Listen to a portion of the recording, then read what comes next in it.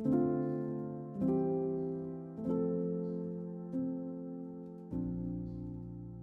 the heat of this race, the track is always crowded. The sounds of those cheering become blurred.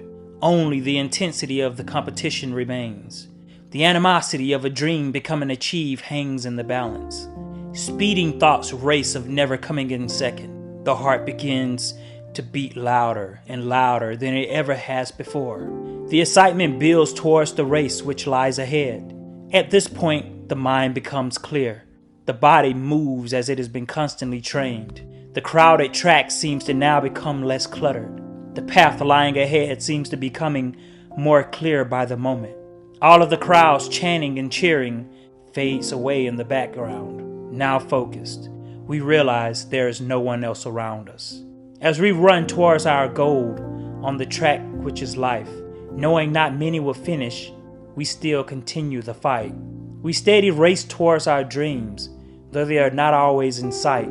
So rejoice, O strong of heart, even in the thick of the fight. We are the one with the Father, and we become prone to take flight, for it is He who gives us wings in this race we call life.